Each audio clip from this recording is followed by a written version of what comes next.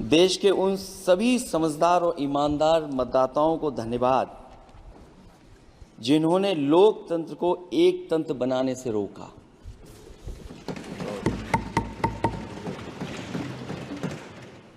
चुनाव के समय पर अध्यक्ष जी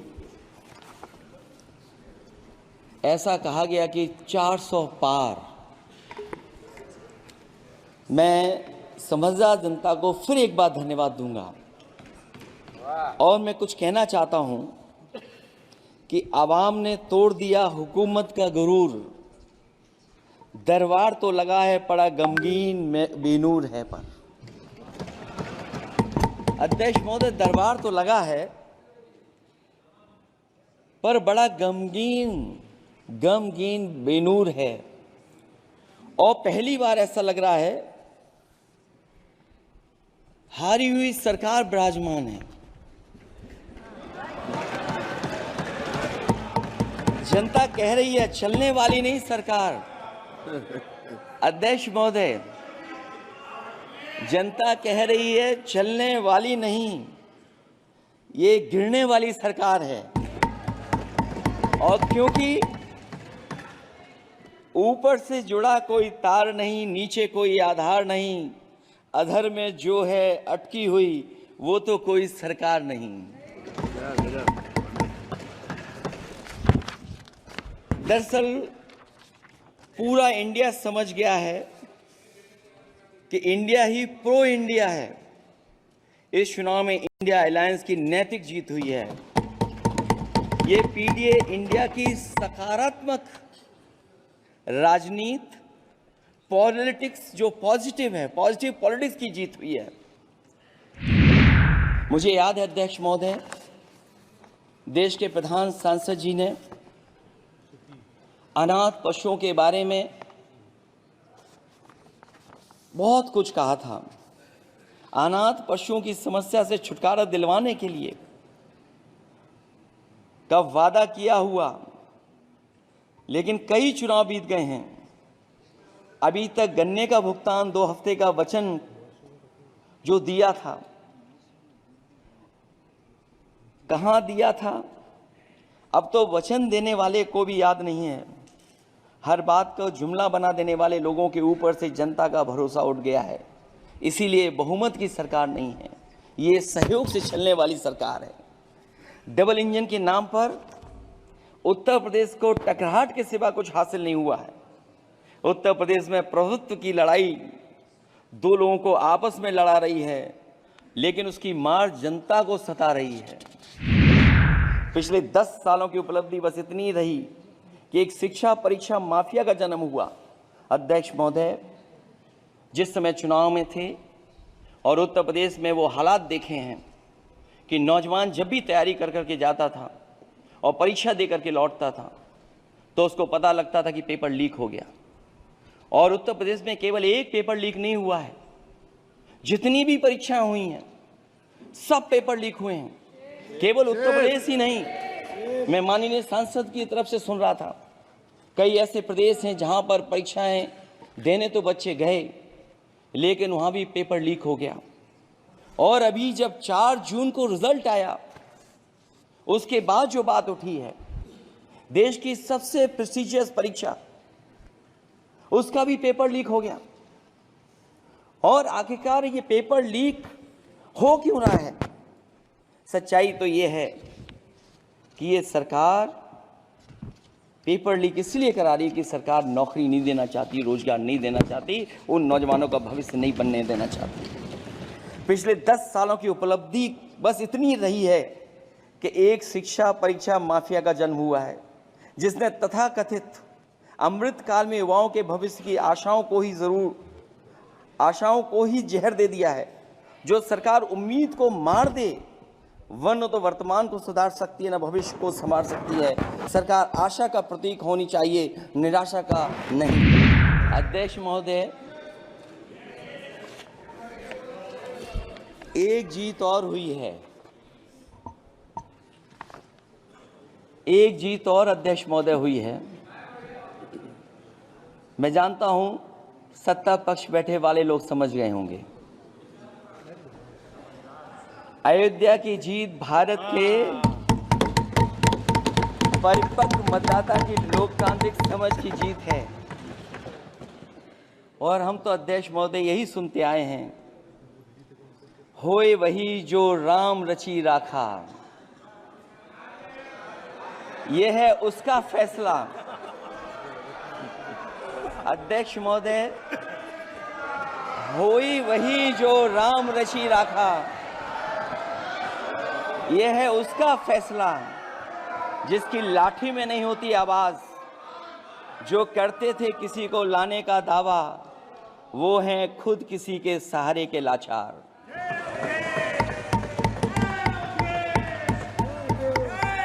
अध्यक्ष महोदय, मैं फिर कह देना चाहता हूं, होए वही जो राम रची राखा, यह है उसका फैसला, जिसकी लाठी में नहीं होती आवाज, जो करते थे किसी को लाने का दावा, वो हैं खुद किसी के सहारे के लाचार। हम अयोध्या से लाए हैं उनके प्रेम का पैगाम। जो बात कभी अध्यक्ष महोदय कास्ट सेंसस की उठी थी, हम उस कास्ट सेंसस के पक्ष में हैं कि बिना कास्ट सेंसस के सामाजिक न्याय संभव नहीं है। सबको हक दिला पाना मुश्किल है। अध्यक्ष महोदय, राष्ट्रपति जी के अभिभाषण में अग्निवीर को लेकर के जो चिंता विपक्ष की थी और देश के नौजवानों की थी, वो चिंता वैसी की वैसी बनी है। अध्यक्ष महोदय, मैं ये कहना चाहता हूँ, मैं खुद मिलिट्री स्कूल से पढ़ा हूँ। मेरे साथ के बहुत बड़े पैमाने पे लोग फौज में हैं। मैंने समय समय पे जो मेरे साथ पढ़े जो सीनियर थे, उनसे भी जानकारी हासिल की है। बड़े बड़े ऑफिसर से मैंने पूछा है, वो शायद आपको न बता पाएं, लेकिन दबी जुबान में उन्होंने कहा है कि देश की सुरक्षा के साथ अग्निवीर जैसी व्यवस्था लागू करने से समझौता हो रहा है। अध्यक्ष महोदय, किसी भी देश की सबसे बड़ी प्राथमिकता अगर कोई है तो वो देश की सीमाओं की सुरक्षा है। अग्निवीर जैसी व्यवस्था से कभी संभव नहीं है। अध्यक्ष महोदय, हम अग्निवीर व्यवस्था को कभी स्वीकार नहीं कर सकते हैं। आज नहीं कल, कल नहीं बाद में, जब कभी भी सत्ता में इंडिया गठबंधन आएगा, अग्निवीर व्यवस्था हमेशा हमेशा के लिए खत्म हो जाएगी। अध्यक्ष महोदय, ईवीएम पे मुझे कल भी भरोसा नहीं था, आज भी नहीं भरोसा। मैं 80 के 80 सीट जीत जाऊं तब भी नहीं भरोसा। और मैंने अपने चुनाव में कहा था अध्यक्ष महोदय कि ईवीएम से जीत करके ईवीएम हटाने का काम करेंगे। न ईवीएम का मुद्दा मरा है, न जाएगा खत्म। जब तक ईवीएम नहीं हटेगी, हम समाजवादी लोग उस बात पर अड़ग रहेंगे। आपके राज में न नौकरी की उम्मीद है, न रोजगार, क्योंकि आपने छोटे कारोबारी तक को इतना छोटा बना दिया है कि न तो वो अपना पेट भर सकता है, न किसी को नौकरी पर रख सकता है। जो कुछ पद निकलते भी हैं तो उन पर लेटरल एंट्री के नाम से पिछले दरवाजे से कुछ खास संगी साथियों को रख लिया जाता है। आरक्षण का हक नॉट फाउंड सुटेबल के नाम पर हड़पा जा रहा है। और अध्यक्ष महोदय, आरक्षण के साथ इतनी खिलवाड़ किसी सरकार ने नहीं की होगी जितनी खिलवाड़ इस सरकार ने की है। जहां सरकारी नौकरियां नहीं दी जा रही हैं, और सरकारी नौकरियां इसलिए नहीं दी जा रही हैं क्योंकि उन्हें आरक्षण देना पड़ेगा। जिस प्रदेश से मैं आता हूं वहां सबसे बड़े पैमाने पे नौजवान बेरोजगार है।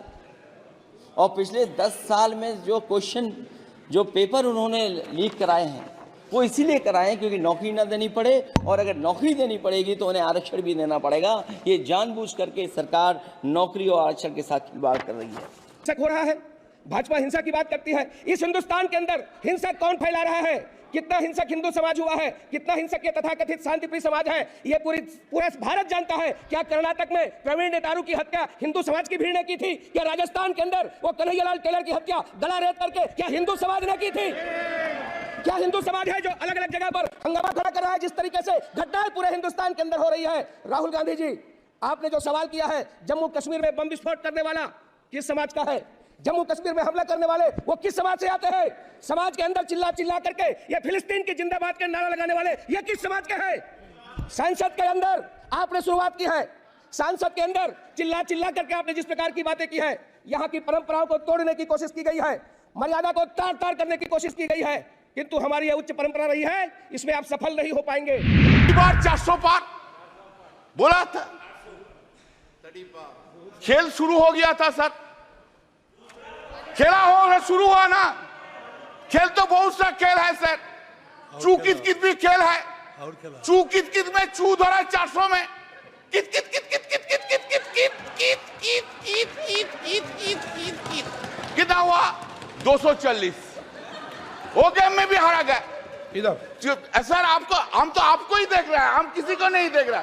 एक बार देखने से साइड से आपको ही देख सर, हम इसलिए आपको, आपसे ज्यादा स्मार्ट इधर कोई नहीं है, कोई जेंटलमैन नहीं है जो उनको छोड़ के आपको देखेंगे। गुड एक्टर्स भी आया लेकिन उनको नहीं देखता है, आपको ही देखता है सर, आपको सिर्फ आप ही है, आप अंदर में। Now said, people of this, remember your attitude towards opposition. You could not fulfill your promise, whatever you made in every field, either in मन की बात और in दिल की बात। मोदी जी का गारंटी है, लेकिन मोदी जी का गारंटी में वारंटी नहीं है साहब। Public there is no warranty, guarantee. Sir, आज भारत के आधे नौजवान बेरोजगार हैं और रोजगार की तालाश, बेरोजगारी का आलम यह है सर कि मोदी सरकार के 5 साल में 75 लाख एस्पिरेंट्स की जिंदगी बर्बाद हो गई, 6 पेपर लीक हुआ। बेरोजगारी का आलम यह है सर, चोट पे जालिम को बुरा कहता हूं, मुझे सूली से न जिंदानों से डर लगता है। मोहतरम चेयरमैन साहब, मैं आज इन लोगों की तरफ से बोल रहा हूं जो दिखते तो हैं, जिनके बारे में बात तो होती है मगर उनकी कोई नहीं सुनता। मैं उनके बारे में बोल रहा हूं जिनके बारे में वजीर आजम मोदी ने कहा था कि घुसपैठी है। मैं उन बेटियों और माओं के बारे में कह रहा हूं जिनके बारे में मोदी ने कहा कि ज़्यादा बच्चे पैदा करते। मैं उन मासूम नौजवानों के बारे में कह रहा हूं जिनको मॉब लिंचिंग के ज़रिए मारा जा रहा है। मैं उन बेजुबान माँ और बाप के बारे में बोल रहा हूं जिनकी औलाद आज इस हुकूमत के गलत कानून के चक्कर में जेलों में सड़ रहे हैं। जब बीजेपी मुझे गायब करना चाहती है और दीगर हिज़्ब इख्तिलाफ की पार्टियां के लिए मेरा वजूद सिर्फ वोट डालना और अपनी खबर में जाकर सो जाना है, इसीलिए आप देखते हैं कि समाजी इंसाफ है सर कि 4% मुसलमान जीत कर आते हैं। सर, इस ऐवान में ओबीसी समाज के एमपी अब अपर कास्ट के एमपी के बराबर हो चुके हैं। ओबीसी समाज के एमपी अब अपर कास्ट एमपी के बराबर हो चुके हैं और 14% मुसलमान सिर्फ 4% जीत कर आते हैं। CSDS का डेटा ये बताता है कि इस मुल्क में जो वोट बैंक है, जो एक मुश्त वोट डालता है, वो अपर कास्ट का है। मुसलमान का कभी ना वोट बैंक था ना कभी रहेगा। चिल्लाइए मत, पीछे वो बैठे हैं जिन्होंने जय फिलिस्तीन कहा था। प्लीज आप बैठिए। ना, बिल्कुल सही कह रहा हूं जी। आपने यहाँ शपथ में जय फिलिस्तीन कह दिया। मुझे तो डर इस बात का है कि वह दिन भी दूर नहीं जब आप में से कोई यहाँ जय पाकिस्तान भी कह दे। भरोसा नहीं है। जय फिलिस्तीन कह सकते हैं तो जय पाकिस्तान भी कह सकते हैं आप लोग। आप लोग धिक्कार का विषय है, धिक्कार का विषय है। यदि आप जय फिलिस्तीन कह सकते हैं, यहाँ पर जो संवैधानिक प्रक्रियाएं हैं उसको ताक पे रख करके आपने जय फिलिस्तीन कहा, कल को जय पाकिस्तान कैसे नहीं कह सकते हैं? कह सकते हैं। प्रधानमंत्री मोदी जी के पास 2 ही अस्त्र है, एक भय है और भ्रम है। भय वो दिखाते हैं इनकम टैक्स, ईडी और सीबीआई के साथ, लेकिन देशवासियों ने इस बार कह दिया है कि हम इनकम टैक्स, ईडी और सीबीआई से डरते नहीं हैं। और दूसरा जो उनका अस्त्र है वो भ्रम का, वो हमने प्रचार में भी देखा। बांसवाड़ा में उन्होंने क्या कहा, बांसकाठा में उन्होंने क्या कहा, और जिस प्रकार से प्रधानमंत्री मोदी जी के भ्रम को देशवासियों ने लोकसभा चुनाव में नकारा, उसी तरीके से आज भी आप राहुल गांधी जी के भाषण पर जो भ्रम फैलाने का कोशिश कर रहे हैं, उस कोशिश को भी देशवासी नकारेंगे। इसीलिए मैं देशवासियों के प्रति मैं आभार प्रकट करता हूं, क्योंकि देश बदल चुका है, सदन बदल चुका है। आज आप देख रहे हैं कि जब विपक्ष जब अपनी बात उठता है तो प्रधानमंत्री को भी, कैबिनेट को भी अध्यक्ष महोदय से संरक्षण मांगना होता है।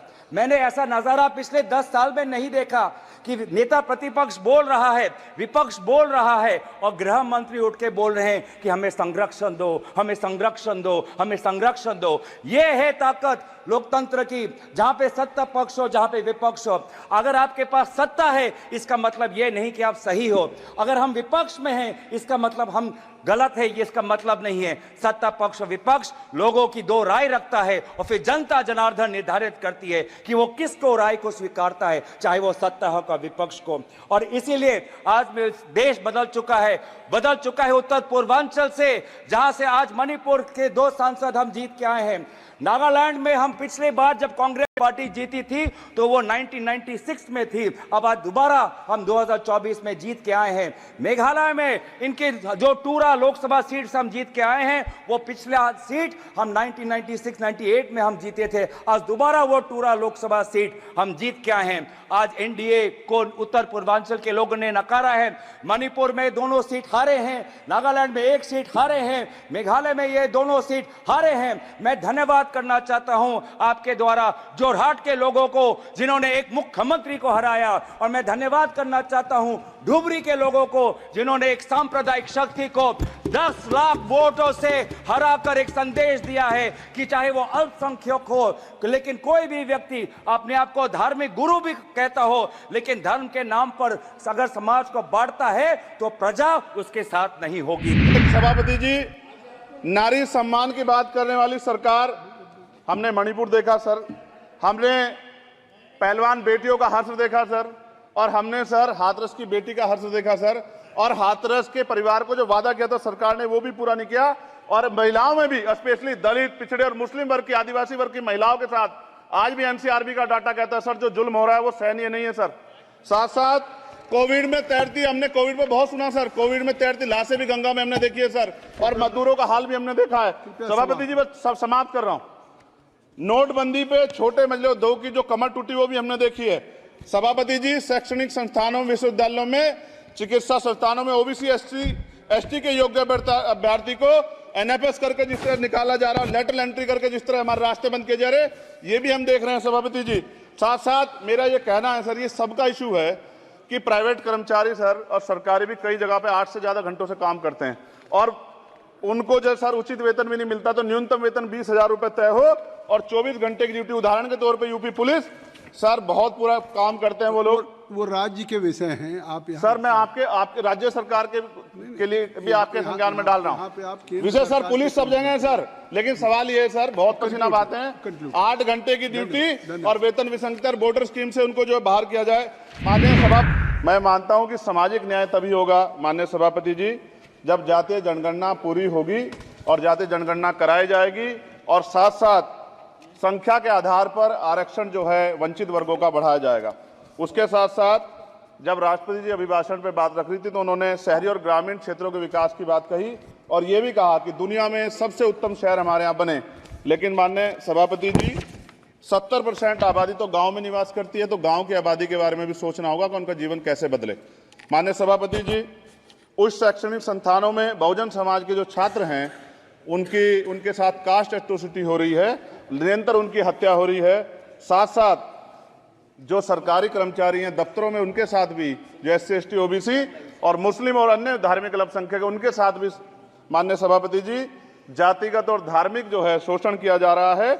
इसलिए मेरी मांग भी है कि पुरानी पेंशन को भी अध्यक्ष जी बहाल किया जाए। जो कर्मचारी देश की सेवा में लगे हैं उनका भी सम्मान होना चाहिए।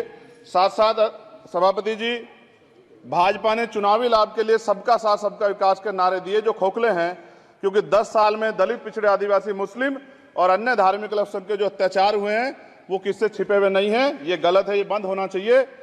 सभापति महोदय जी, महामहिम राष्ट्रपति जी के भाषण में निजी क्षेत्रों में SC ST OBC को रिजर्वेशन देने का कोई उल्लेख नहीं हुआ है, जो कि आज चर्चा का विषय, क्योंकि 98% प्राइवेट सेक्टर है, 2% सरकारी सेक्टर है, तो 98% प्राइवेट सेक्टर में भी हमारी हिस्सेदारी की बात होनी चाहिए। आदरणीय सभापति जी, गंभीर बात है कि आज हिंदुओं पर झूठा आरोप लगाने की साजिश हो रही है, गंभीर षड्यंत्र हो रहा है।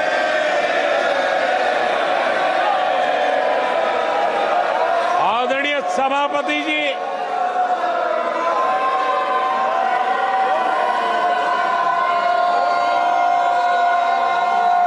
आदरणीय सभापति जी,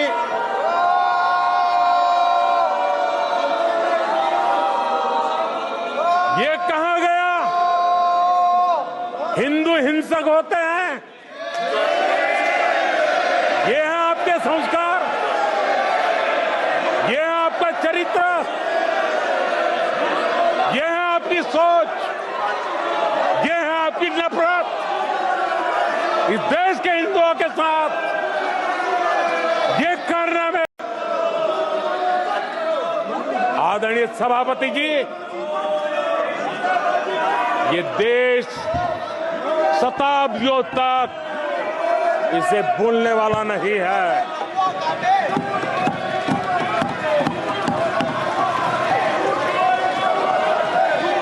कुछ दिन पहले हिंदुओं में जो शक्ति की कल्पना है, उसके विनाश की घोषणा की गई थी। आप किस शक्ति की विनाश की बात करते हैं? ये देश सदियों से शक्ति का उपासक है। ये मेरा बंगाल मां दुर्गा की पूजा करता है, शक्ति की उपासना करता है। ये बंगाल मां काली की उपासना करता है, समर्पित भाव से करता है। आप उस शक्ति के विनाश की बातें करते हो। ये वो लोग हैं जिन्होंने हिंदू आतंकवाद ये शब्द गढ़ने की कोशिश की थी।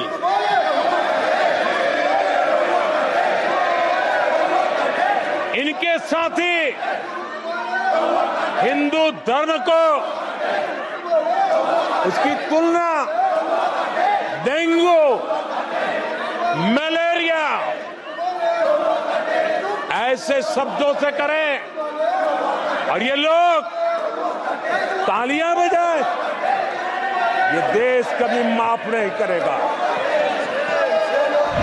किस्सा याद आता है, आदरणीय सभापति जी, मुझे किस्सा याद आता है। 99 मार्क्स लेकर एक बालक घमंड में घूम रहा था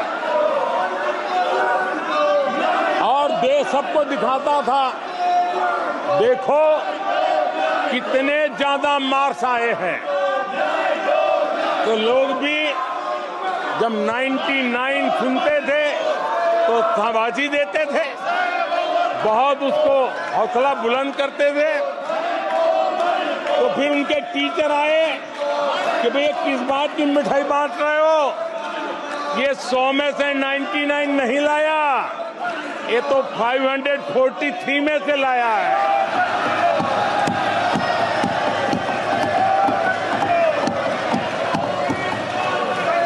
अब उस बालक बुद्धि को कौन समझाए कि तुमने फेल होने का वर्ल्ड रिकॉर्ड बना दिया है। एक बच्चा स्कूल से आया और जोर जोर से रोने लगा और उसकी मां भी डर गई, क्या हो गया, बहुत रोने लगा और फिर कहने लगा, मां मुझे आज स्कूल में मारा गया, आज स्कूल में मुझे उसने मारा, आज स्कूल में मुझे इसने मारा, और जोरों जोरों से रोने लगा। मां परेशान हो गई। उसने उसे पूछा कि बेटा बात क्या थी, लेकिन वो बता नहीं रहा था, बस रो रहा था, मुझे मारा मुझे मारा।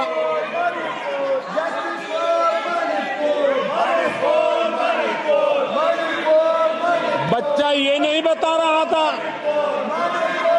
कि आज स्कूल में उस बच्चे ने किसी बच्चे को मां की गाली दी थी,